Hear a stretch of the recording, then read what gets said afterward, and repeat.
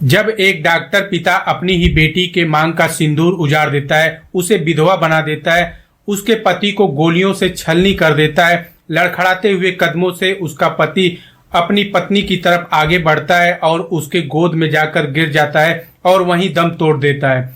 जब बेटी ये सारा नज़ारा देखती है तो एकदम से दंग रह जाती है कि अचानक से उसके साथ इतनी बड़ी घटना कैसे हो गई। बेटी जब देखती है कि उसके पिता ने ही उसके पति की हत्या कर दी है, बेटी रोते हुए बिलखते हुए अपने पिता से कहती है कि मैंने तो थोड़ी सी खुशियां मांगी थी, आपने तो जिंदगी भर के गम दे दिए मुझे।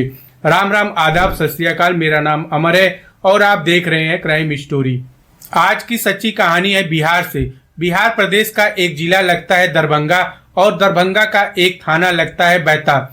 यहाँ पर एक मेडिकल कॉलेज है जिसका नाम दरभंगा मेडिकल कॉलेज DMCH है।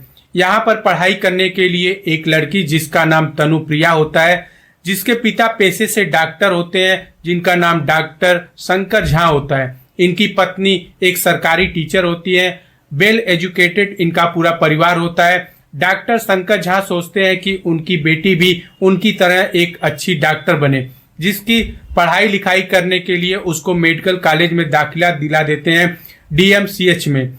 यहाँ पर रहकर उसी में हॉस्टल में ही उसका पढ़ाई लिखाई का पूरा बंदोबस्त कर देते हैं। वहीं बिहार के सुपौल जिला पीपरा प्रखंड तुलापट्टी पंचायत के निवासी राहुल मंडल, जो कि जात से मल्लाह है, केवट है, उसकी उम्र लगभग 21 साल होगी।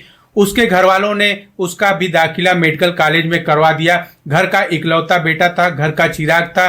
घर वालों ने सोचा अगर ये डॉक्टर बन जाएगा तो उनकी जाति का, उनकी समाज का जो है मान सम्मान ऊंचा हो जाएगा, बढ़ जाएगा और डॉक्टर बनकर ये समाज की सेवा करेगा। अब दरभंगा मेडिकल कॉलेज में राहुल मंडल और तनुप्रिया एक साथ पढ़ाई करते हैं। पढ़ाई करते करते ही इन दोनों में दोस्ती हो जाती है। दोस्ती इतनी गहरा जाती है कि ये दोनों एक दूसरे से प्यार करने लगते हैं। अब राहुल और तनुप्रिया सोचते हैं कि हम लोग शादी कर लेते हैं, क्योंकि इनके बारे में कॉलेज कैंपस में हर जगह चर्चा होने लगी थी कि राहुल और तनु एक दूसरे से प्यार करते हैं। ये बातें छुपाए कहाँ छुपती है। अब ये लोग शादी का फैसला करते हैं और सोचते हैं कि घर वालों की आशीर्वाद और उनकी मर्जी से ही शादी किया जाए। राहुल अपने घर वालों से बात करता है और तनुप्रिया अपने घर वालों से बात करती है। तनुप्रिया के जो पिता है शंकर झा, वो जब सुनते हैं कि राहुल एक केवट मल्लाह जात का है तो वो एकदम से भड़क जाते हैं और गुस्से में कहते हैं कि अब तुम्हारी शादी उससे कभी नहीं हो सकती। इधर राहुल अपने घर वालों को बताता है तो घर वाले उसके मान जाते हैं और शादी के लिए तैयार होते हैं। लेकिन इसके पिता जो है तनु के, ये एकदम शादी के खिलाफ हो जाते हैं। अब तनु के जो डॉक्टर पिता होते हैं वो सोचते हैं कि उनके दोस्त के बेटे से तनु की शादी हो जाए, जिसके लिए वो तनु पर दबाव डालते हैं, उसको मारते पीटते हैं और उसको कमरे में बंद कर देते हैं। हॉस्टल से उसको घर पे ही शिफ्ट कर देते हैं। ये सारी बातें हो ही रही थी तब तनु किसी तरीके से राहुल से संपर्क करती है। राहुल को सारी बातें बताती है कि किस तरीके से उस पर जुर्म किया जा रहा है, उसको शादी के लिए दबाव डाला जा रहा है और तुमसे शादी न करने की जिद पापा ने ठान रखी है। ये सारी बातें सुनने के बाद राहुल जो है अगले दिन अपनी बुलेट मोटरसाइकिल से आता है और तनु किसी तरीके से छुप छुपाकर घर से बाहर निकल जाती है और उसके साथ बुलेट पर बैठकर वो वहां से फरार हो जाती है। और राहुल जो है 5 मई 2025 को अशोक धाम मंदिर लखीसराय में पड़ता है। वहां पर ये लोग अपने कुछ दोस्तों और कुछ रिश्तेदारों के साथ वहां पर शादी रचा लेते हैं और उसके 2 दिन बाद 7 मई को ही कोर्ट मैरिज कर लेते हैं। अब ये खबर जैसे ही डॉक्टर पिता शंकर को पता चलता है, शंकर झा को पता चलता है कि उनकी बेटी ने शादी कर लिया है, तो वो राहुल के परिवार के खिलाफ FIR दर्ज करा देते हैं कि उसकी बेटी का अपहरण करके जबरदस्ती शादी किया गया है।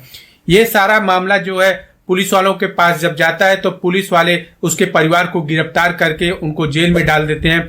चूंकि यहाँ तनु बालिग थी, 19 साल उसकी उम्र हो गई थी, तो तनु का जो गवाही होता है मजिस्ट्रेट के सामने 164 में, तनु कहती है कि मैंने अपनी मर्जी से राहुल के साथ शादी किया है, उसके साथ रह रही हूँ। ये जब मजिस्ट्रेट के सामने बयां होता है तब उसका परिवार जो है छूट जाता है राहुल का और सारे लोग घर आते हैं। ये सारा मामला धीरे धीरे शांत हो जाता है। राहुल और तनु वहीं पर हॉस्टल मेडिकल कॉलेज में रहकर फिर से पढ़ाई वगैरह करने लगते हैं और पढ़ाई पर ध्यान देने लगते हैं। तारीख आता है 5 अगस्त 2025, दिन मंगलवार का होता है, शाम का समय होता है। कैंपस में बच्चे जो है टहल रहे थे, वहीं राहुल भी कैंपस में टहलते हुए अपनी तनुप्रिया से फोन पर बात कर रहा था, जो कि पास में ही वो थी, लेकिन वो फोन पर बात कर रहा था उससे। तभी कैंपस के अंदर दाखिला होता है तनु के पिता डॉक्टर झा, जो कि चेहरे पर नकाब लगाकर अंदर आते हैं, जिससे उनको कोई पहचान ना पाए। वो पास में ही खड़ी बुलेट के पास पहुंचते हैं और तेजी तेजी से चिल्लाने लगते हैं कि ये बुलेट गाड़ी किसकी है। जब राहुल ये बातें सुनता है तो वहां पहुंचता है और कहता है ये बुलेट गाड़ी मेरी है। जैसे ही उसके पिता ये शब्द सुनते हैं, तुरंत वो एक रिवॉल्वर निकालकर उस पर फायर कर देते हैं राहुल के सीने पर। राहुल पर 3-4 गोलियां मारते हैं। राहुल लड़खड़ाते हुए कदमों से तनु की तरफ भागता है और तनु की बाहों में जाकर गिर जाता है और वहीं अपना दम तोड़ देता है। तनुप्रिया अचानक से हुए इस घटना को देखती है तो एकदम सहम जाती है और जोर जोर से दहाड़े मारकर रोने लगती है। अपने पति को बाहों में मरता हुआ देखकर वो एकदम से सहम जाती है। जब कैंपस में और बच्चे होते हैं, दौड़ाकर उसके पिता को वहीं पकड़ लेते हैं और वहीं पर उसकी धुनाई कर देते हैं। मारने पीटने के बाद जब उसके चेहरे से नकाब हटाया जाता है, तब तनुप्रिया अपने पिता को देखती है तो पहचान जाती है और कहती है ये तो मेरे पिता हैं, इन्होंने मेरे सुहाग को छीन लिया।